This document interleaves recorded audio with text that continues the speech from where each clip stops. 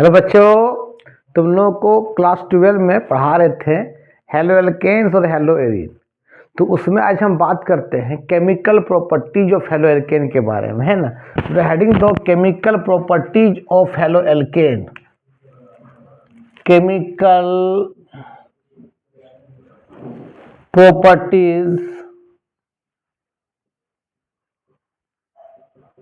Properties of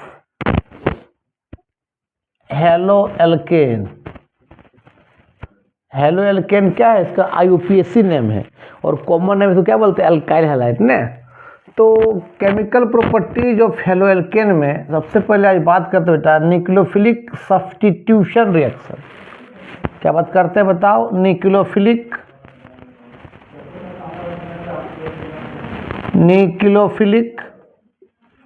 substitution reactions.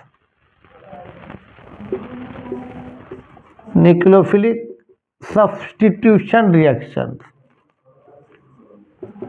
तुमको मालूम है कि न्यूक्लियोफाइल क्या होता है? तुमको मालूम है बाबू, न्यूक्लियोफाइल का मतलब होता है न्यूक्लियोफाइल जहां पर इलेक्ट्रॉन का डेंसिटी ज़्यादा हो, उसको क्या होता है न्यूक्लियोफाइल। और न्यूक्लियोफाइल तुमको मालूम है एक न्यूट्रल के फॉर्म में रहता है और नेगेटिव के फॉर्म में भी रहता है। जैसे OH माइनस, आपका Cl माइनस, X माइनस, इस तरह क्या है negative nucleophile. Neutral nucleophile negative charge तो रहेगा नहीं, लेकिन इलेक्ट्रॉन का डेंसिटी उस पर रहेगा। जैसे आपका वाटर, देखो ऑक्सीजन कितना होता है एटॉमिक नंबर 8, कितना लिखते हैं 2 और 6, 6 इसका violence electron.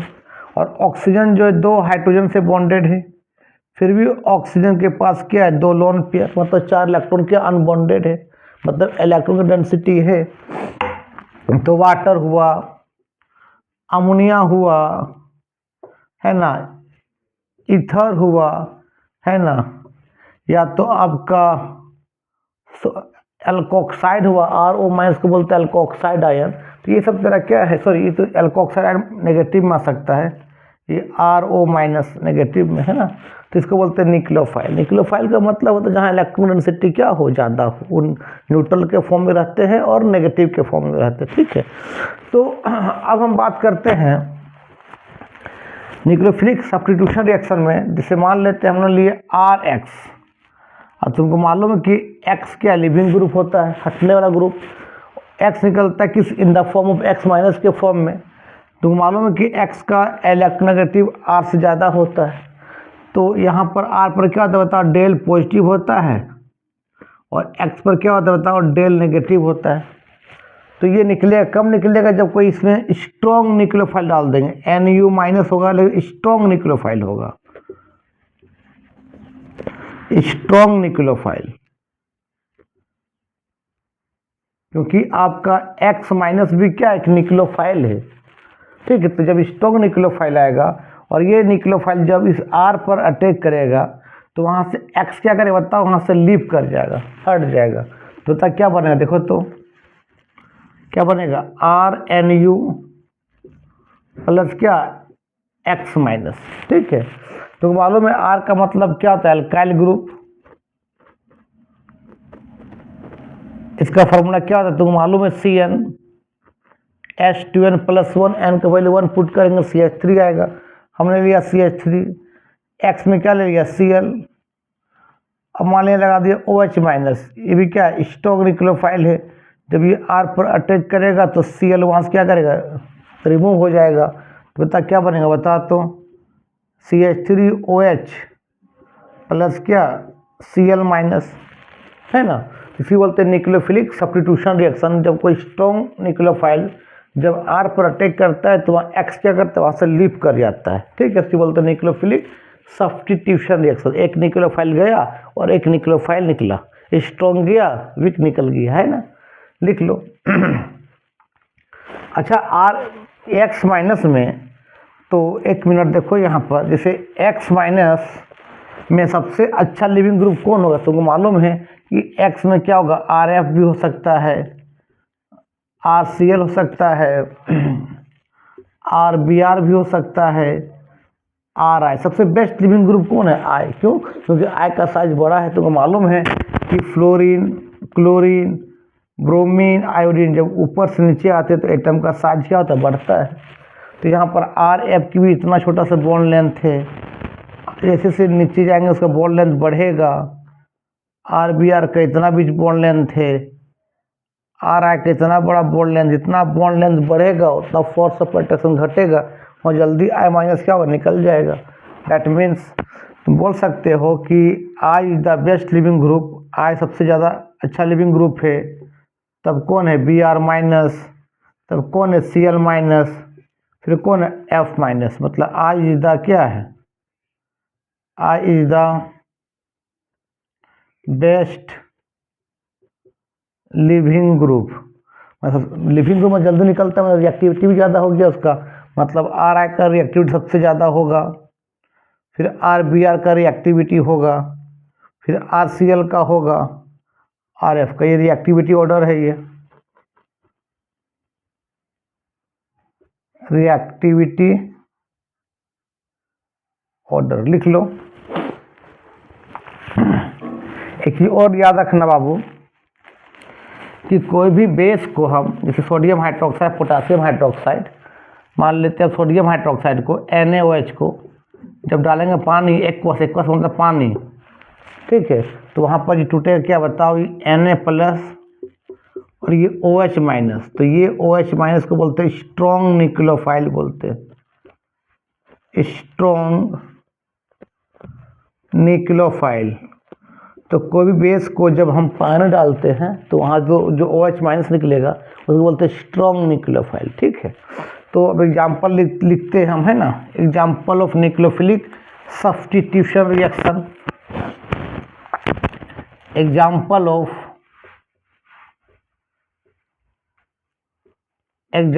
Of nucleophilic substitution reactions का क्या एग्जाम्पल है? ठीक है, नंबर 1 लिखते मान लेते हैं और लिखा रहेगा इस तरह CH3Br को जब हम एक्वस सोडियम हाइड्रोक्साइड से रिएक्शन करवाएंगे तो मान टूटेगा किसमें बताइए? Na प्लस और क्या OH माइनस से चला जाएगा R के पास, मतलब Br निकल जाएगा। तो बता क्या बन जाए? देखो तो CH3OH प्लस Na प्लस और Br माइनस क्या बन जाए बताओ? NaBr। मान लेते बाबू इसी को लिखते हैं हम, CH3Br है, इसको लगाते हैं एक्वस KCN। एक्वस का मतलब उसमें पानी डालें तो KCN बोलते हैं पोटासियम साइनाइड। ये तुरंत आयनिक में टूट जाएगा। आयन्स में कौन? K प्लस और क्या? Cn minus. Cn माइनस कहाँ जाएगा? R के पास, तो Br माइनस निकल जाएगा क्योंकि Cn माइनस का स्ट्रॉन्ग न्यूक्लियोफाइल है। तो बता क्या होगा? देखो तो CH3Cn प्लस क्या हो जाएगा? K Br, इसको बोलते मिथाइल साइनाइड बोलेंगे, लिख लो। लेकिन एक चीज़ याद रखना, बहुत इंपॉर्टेंट ये बता रहे हैं, अगर हम एक्वस KCN लेंगे तो बनता है मिथाइल साइनाइड, लेकिन इसी को हम लेंगे, ध्यान देना, अगर मान लो बाबू लिए CH3Br को अगर लिए एक्वस सिल्वर साइनाइड, तो सिल्वर साइनाइड जो आयन्स में टूट नहीं पाता है, ये कोवलेंट नेचर का है। ये क्या बाबू? कोवलेंट नेचर का है, कोवलेंट इन नेचर का होता है, वो आयन से ब्रेक डाउन नहीं कर पाता है। लेकिन पोटासियम साइनाइड जो है KCN बेटा, ये आयोनिक नेचर का है, आयोनिक इन नेचर। जैसे तुम डालोगे पानी वो तुरंत आयन्स में क्या होता है? टूट जाता है ना। तो कोवलेंट नेचर का है, ये आयन से टूट नहीं पाता है, हमको इस Br को निकालना है। तो उस समय देखो तो कार्बन नाइट्रोजन में नाइट्रोजन का इलेक्ट्रोनेगेटिविटी ज़्यादा होता है एज कम्पेयर टू कार्बन से। ये आयन टूट नहीं रहा है तो उस समय क्या नाइट्रोजन क्या करता है? इस R पर अटैक करता है, मतलब इस मिथाइल पर अटैक करता है और वहाँ से Br को निकालता है। कार्बन क्यों निकाल नहीं पाएगा? क्योंकि कार्बन का इलेक्ट्रोनेगेटिविटी क्या है? कम है, लेकिन नाइट्रोजन का इलेक्ट्रोनेगेटिविटी ज़्यादा है। उस समय पहले नाइट्रोजन आएगा क्योंकि आयन टूट नहीं पाया ना, Ag प्लस Cl माइनस टूट नहीं पाया, तब क्या करेगा ये, इसका नाइट्रोजन का इलेक्ट्रोनेगेटिविटी कार्बन से ज़्यादा होता है, तो ये नाइट्रोजन का इस R पर अटैक करेगा तो Br वहाँ से क्या करेगा, लीव करेगा। ठीक है, तो बता क्या बन जाए, देखो तो इस तरह से अब CH3 क्या बन जाएगा, NC बनेगा प्लस ये Br और ये Ag क्या बन जाएगा बताओ, AgBr। इसको बोलते हैं मिथाइल आइसोसाइनाइड बोलते हैं, मिथाइल आइसोसाइनाइड। अगर CN रहेगा तो साइनाइड, NC रहेगा तो आइसोसाइनाइड। तो जब आइसोसाइनाइड कब बनेगा, जब यहाँ पर क्या रहेगा, कोवलेंट नेचर का रहेगा कोई कंपाउंड। तो यहाँ पर क्या हो रहा है कि प्लस माइनस में टूट नहीं पा रहा है। ठीक है, और हम इस Br को हटाना है, तो कौन हटाएगा, जिसका इलेक्ट्रोनेगेटिव ज़्यादा है, क्योंकि निक्लोफाइल हटाता है ना भाई। तो यहाँ N का इलेक्ट्रोनेगेटिविटी कार्बन से ज़्यादा होता है, इसलिए N यहाँ आता है और Br को लीव करता है, क्योंकि आयंस में टूट नहीं पाया। क्यों, क्योंकि AgCN क्या है, कोवलेंट नेचर का है। ठीक है, इसलिए मिथाइल साइनाइड ना बन के मिथाइल आइसोसाइनाइड बन गया। ठीक है, लिख लो। चलो, ये NCERT में क्वेश्चन है कि जब हम लोग पोटासियम साइनाइड से करते हैं तो मैंने कोई मिथाइल ब्रोमाइड या कोई भी अल्काइल हैलाइड को जब हम पोटासियम साइनाइड से करते हैं तो अल्काइल साइनाइड बनता है, पर इन केस हम सिल्वर साइनाइड से करते तो आइसो बनता है साइनाइड। ऐसा क्यों, बोल देना कि सर सिल्वर साइनाइड क्या है, कोवलेंट नेचर का है, वो आयंस में टूट नहीं पाता, इसलिए वहाँ क्या बनता है, आइसो साइनाइड बनता है। ठीक, चलो नेक्स्ट इसका बात करते हैं types of nucleophilic substitution reaction. ठीक है, तो हेडिंग में बेटा टाइप्स ऑफ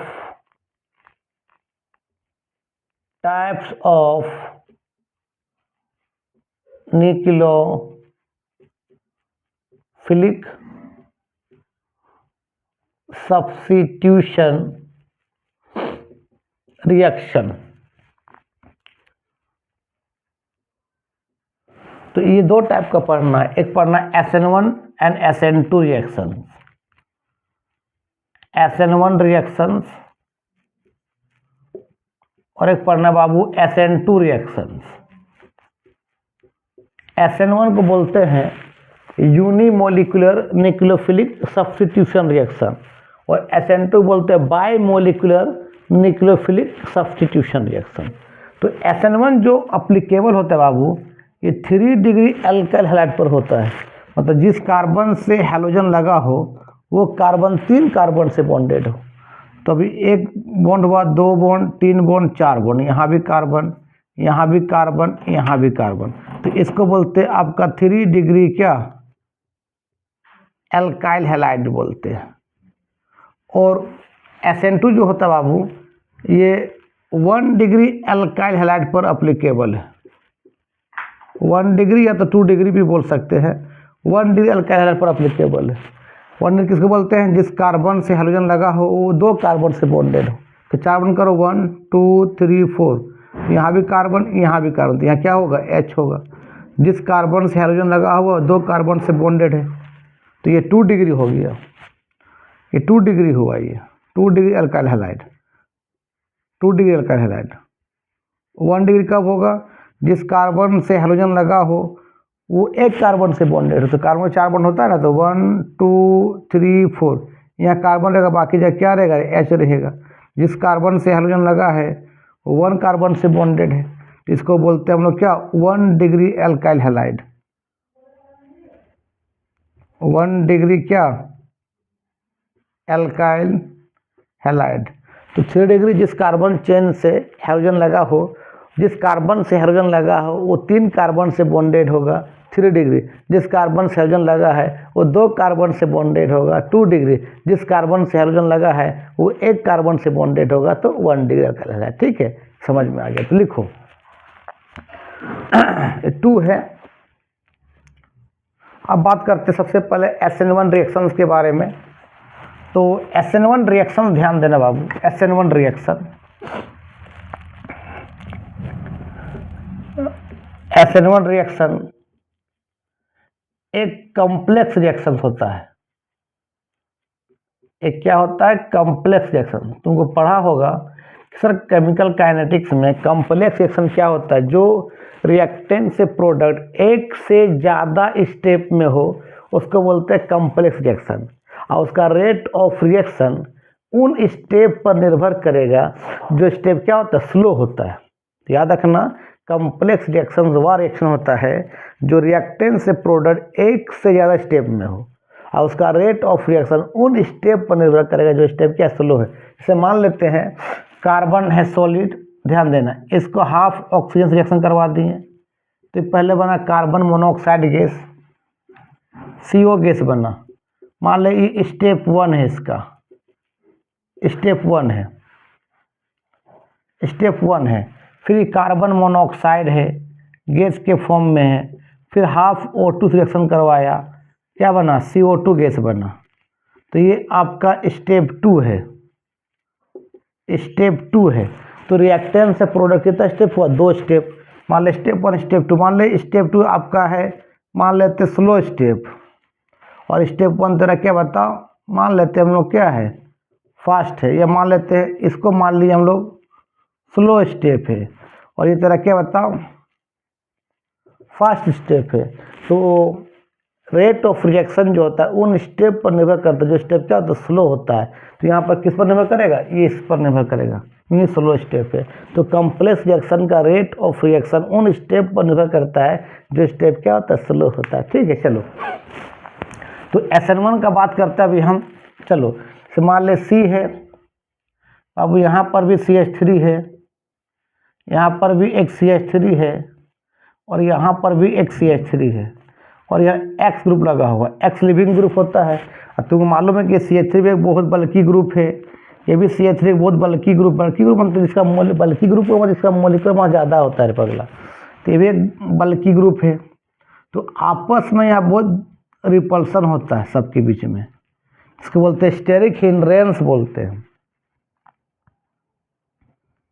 स्टेरिक हिंड्रेंस। तो रिपल्सन होने के कारण अभी क्या होना चाहिए था, न्यूक्लियोफाइल आता, ये X लीव करता, लेकिन यहाँ पर इतना ज़्यादा रिपल्सन होता है कि यहाँ से X अपने आप निकल जाता है, कोई न्यूक्लियोफाइल आने का जरूरत नहीं है, बिना न्यूक्लियोफाइल आए हुए X निकल जाता है। क्यों, क्योंकि इसे इतना ज़्यादा बल्कि ग्रुप होता है, इतना ज़्यादा रिपल्सन होता है कि कार्बन X का बॉन्ड क्या होता है, कमज़ोर हो जाता है, वहाँ से X अपने आप निकल जाता है। डैट मीन्स निकल जाएगा तो क्या होगा, C पर क्या हो जाएगा, प्लस होगा। यहाँ पर भी क्या बताओ, CH3 है, यहाँ पर भी क्या है, CH3 है, यहाँ पर भी CH3 है, और यहाँ X माइनस क्या कर गया, लीव कर गया। मान लीजिए आपका स्टेप 1 है, और ये स्टेप 1 होता है स्लो स्टेप। अब स्लो क्यों होता है, तो याद रखना बाबू, जब कोई भी चीज़ न्यूट्रल से, ये तो आपका न्यूट्रल है ना, प्लस इस ना माइनस इस पर है, न्यूट्रल से कोई भी चीज़ आयंस बनता है ना, आयन, तो स्टेप हमेशा जो होता है बेटा स्लो होता है। तो इसका स्टेप 1 क्या है, स्लो है। अब कार्बन पर प्लस को क्या बोलते हैं, कार्बोकैटायन, और ये कार्बोकैटायन 3 कार्बन से घिरा हुआ है, तो बोलते हैं इसको क्या, 3 डिग्री क्या कार्बोकैटायन बोलते हैं।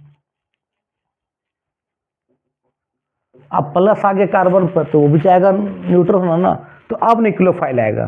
कि मान ले C है स्टेप 2 में, कि यहाँ पर आपका CH3 है, आपका यहाँ पर भी CH3 है, यहाँ पर भी CH3 है, अब यहाँ प्लस है, अब कोई न्यूक्लियोफाइल आएगा, मान ले OH माइनस आया, यहाँ आपस में कंबाइन कर गया, और क्या बना देखो, तो CH3OH, ये आपका स्टेप 2 हुआ इसका।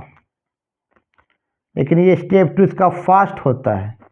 फास्ट क्यों हुआ, कि कोई भी चीज़ आयन से जब न्यूट्रल बनता है वो स्टेप फास्ट होता है। यहाँ पर क्या बन रहा है देखो, तो आयन से क्या बन रहा है, न्यूट्रल बन रहा है।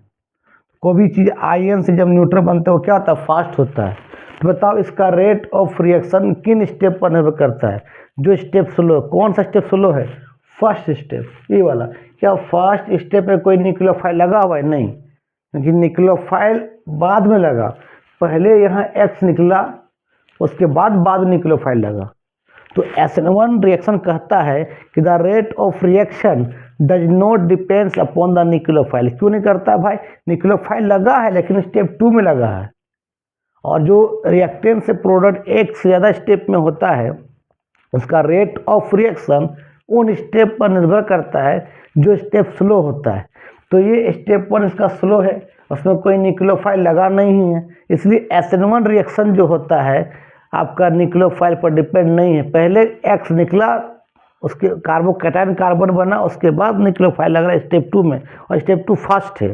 तो फास्ट रिएक्शन जो स्टेप 1 और स्टेप 2 रिएक्शन हो, मतलब जो कॉम्प्लेक्स रिएक्शन हो, जिसका रेट ऑफ रिएक्शन मतलब जो रिएक्शन से प्रोडक्ट एक से ज़्यादा स्टेप में हो, उसका रेट ऑफ रिएक्शन उन स्टेप पर निर्भर करता है जो स्टेप क्या स्लो है। तो स्लो कौन स्टेप 1 है, और स्टेप 1 में कोई न्यूक्लियोफाइल नहीं लगा है, इसका मतलब इसका रेट ऑफ रिएक्शन जो है न्यूक्लियोफाइल पर निर्भर नहीं करता है। तो यहाँ लिख सकते हैं, इसको लिख लो पहले।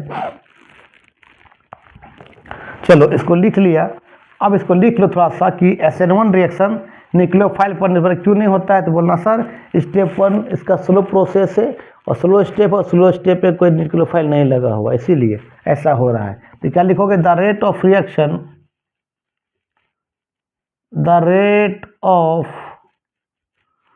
Reaction does not depend upon the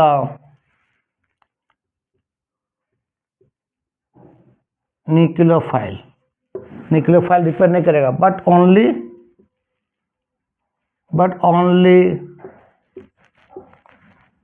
depend upon the concentrations of reactant के कंसंट्रेशन पर निर्भर करेगा, न्यूक्लियोफाइल पर निर्भर नहीं करेगा। That means rate of reactions directly proportional only पर क्या होगा, कंसंट्रेशन ऑफ किसका होगा, रिएक्टेंट का, न्यूक्लियोफाइल पर नहीं होगा। ठीक है, दैट रेट मतलब R, इसको हटाए डायरेक्टली कर दिए K, तो कंसंट्रेशन ऑफ क्या होगा, रिएक्टेंट। इसका ब्रैकेट का मतलब होता है कंसंट्रेशन। ठीक है, लिख लो, थोड़ा पानी पी लेते हैं।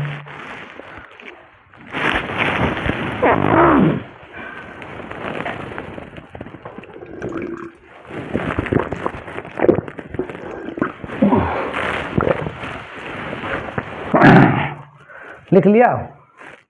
अब बात करते हैं SN2 रिएक्शंस के बारे में। देखो SN2 रिएक्शन एक एलिमेंट्री रिएक्शन है। एलिमेंट्री रिएक्शन का मतलब होता है रिएक्टेंट से प्रोडक्ट एक ही स्टेप में हो जाए। ठीक है, जैसे कार्बन सॉलिड है, इसको ऑक्सीजन रिएक्शन करवा दिए O2 से, क्या बन गया, कार्बन डाइऑक्साइड, एक ही स्टेप में हो गया, उसको बोलते हैं एलिमेंट्री रिएक्शन बोलते हैं। एलिमेंट्री रिएक्शन, इसका रिएक्टेंट से प्रोडक्ट एक ही स्टेप में हो जाए, इसको बोलते हैं एलिमेंट्री रिएक्शन।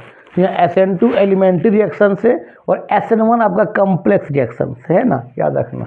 चलो तो अब बात करते हैं SN2 रिएक्शन के बारे में। इसको बोलते हैं बायमोलिकुलर न्यूक्लियोफिलिक सब्स्टिट्यूशन रिएक्शन। उतना बड़ा कोड लिखा जाता है, सिंपल लिखो ना, SN2 रिएक्शंस। और ये अप्लीकेबल होता है बेटा कहाँ, 1 डिग्री और 2 डिग्री अल्काइल हैलाइड पर।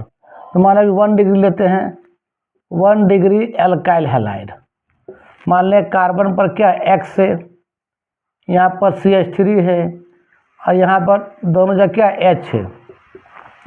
देखो तो ये भी छोटा ग्रुप, ये भी छोटा ग्रुप, खाली CH3 क्या एक बल्कि ग्रुप है, तो रिपल्सन कम होगा। ये 1 डिग्री अल्काइल हैलाइड है, ये 1 डिग्री क्या बाबू एल्काइल हैलाइड है, यहाँ रिपल्सन कम होगा। तो इस X को हटने के लिए न्यूक्लियोफाइल चाहिए। X अपने आप नहीं हटेगा, तो अब न्यूक्लियोफाइल फ्रंट से आएगा कि बैक से आएगा, क्योंकि X भी माइनस के फॉर्म में होता है, न्यूक्लियोफाइल भी माइनस के फॉर्म में होगा, तो माइनस माइनस रिपल्सन हो जाएगा ना यार। इसलिए न्यूक्लियोफाइल कहाँ आता है, पीछे से आता है। मान ले OH माइनस पीछे से आएगा, जैसे इस कार्बन पर अटैक करेगा उसी दरमियान कार्बन X का बॉन्ड क्या होगा, निकलेगा। तो एक बॉन्ड का बनना, एक बॉन्ड का टूटना एक साथ, उसको बोलते हैं ट्रांजिशन स्टेट, लेकिन वो कुछ पल के लिए होता है। इस तरह बनेगा, ध्यान देना कि कार्बन X का बॉन्ड टूट रहा है, तो कार्बन और OH माइनस का बॉन्ड बन रहा है। ठीक है, यहाँ पर क्या देखो तो CH3 है बाबू, और यहाँ पर भी H है, और यहाँ पर भी H है, लेकिन ये कुछ पल के लिए होता है। इसको बोलते हैं हम लोग ट्रांजिशन स्टेट बोलते हैं, ट्रांजिशन स्टेट। यहाँ पर एनर्जी बहुत ज़्यादा होता है। देखो तो यहाँ कार्बन कितना बॉन्ड हो गया, 1 2 3 4 5 बॉन्ड हो गया, और कार्बन 4 बॉन्ड रखता है ना। तुरंत क्या होता है, यहाँ से X निकल जाता है और यहाँ पर OH आ जाता है उसके जगह पर। मान लो C है, यहाँ पर CH3 है, यहाँ पर H है, यहाँ पर भी H है, और यह X माइनस निकल गया, और यहाँ पर क्या है, देखो क्या गया, OH आ गया, और वहाँ से क्या हो गया बताओ, X माइनस लीव कर गया। तो ये एक ही स्टेप में हुआ, ऐसा नहीं कि स्टेप 1 से स्टेप 2 हुआ, एक ही स्टेप में हुआ। तो इसको बोलते हैं बाबू SN2 रिएक्शन बोलते हैं। और ये एलिमेंट्री रिएक्शन होता है। जब एलिमेंट्री रिएक्शन होता है तो आपका इसका रेट ऑफ रिएक्शंस इस X को हटने के लिए न्यूक्लियोफाइल लगा तब हटा, मतलब इसका रेट ऑफ रिएक्शन रिएक्टेंट और न्यूक्लियोफाइल दोनों पर निर्भर करेगा, क्योंकि एलिमेंट्री रिएक्शन कंप्लेक्स रिएक्शन नहीं है। लिख लो पहले यहाँ तक। तो चलो इसका बारे में थोड़ा लिख लेना कि SN2 रिएक्शन जो होता है बाबू, SN2 रिएक्शन लिखना कि क्या लिखोगे, the rate of reaction, the rate of reaction depend upon, है ना, रिएक्टेंट एज वेल एज किस पर रहेगा, न्यूक्लियोफाइल, दोनों पर निर्भर रहेगा।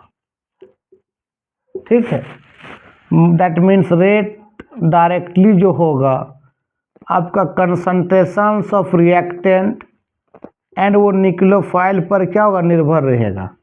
दैट मीन्स रेट डायरेक्टली हो रहा है, क्या देखिए के क्या होता है, रेट कांस्टेंट, ये सब पढ़ा होगा केमिकल काइनेटिक्स में, आर और न्यूक्लियोफाइल इस तरह से।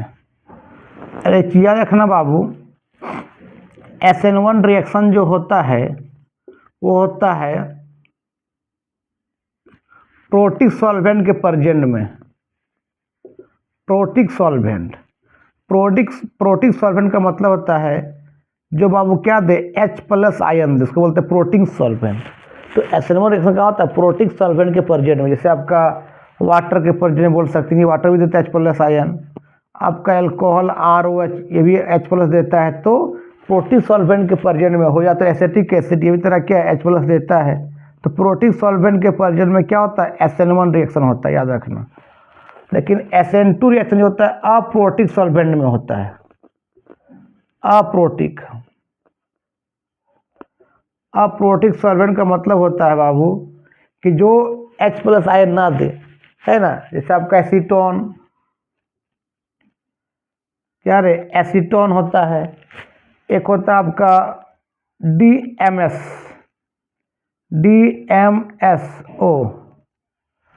DMSO मतलब होता है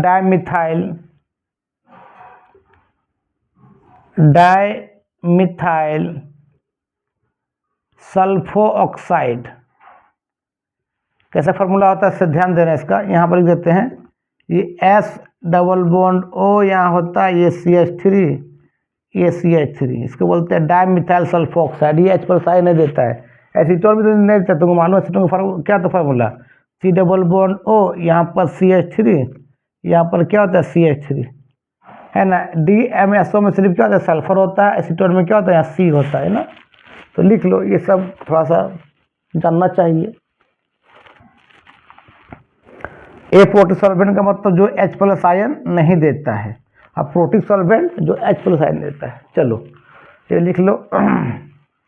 अच्छा एक चीज और लिख लो, क्या मालूम है कि तुमको मालूम है ये 3 डिग्री, ये 2 डिग्री, ये 1 डिग्री, इधर आओगे बाबू तो आपका SN2 रिएक्शन इंक्रीज करेगा 3 से 1 की ओर, और 1 से 3 की ओर जाएंगे बाबू तो वहाँ क्या करेगा, SN1 रिएक्शन क्या करेगा, इंक्रीज करेगा। ठीक है, तो वीडियो यही समाप्त करते हैं, और क्या आगे कुछ और बताएंगे। अगर वीडियो अच्छा लगता है वो देखो और दोस्तों को फॉरवर्ड करो। ठीक है, तब तक के लिए बाय बाय।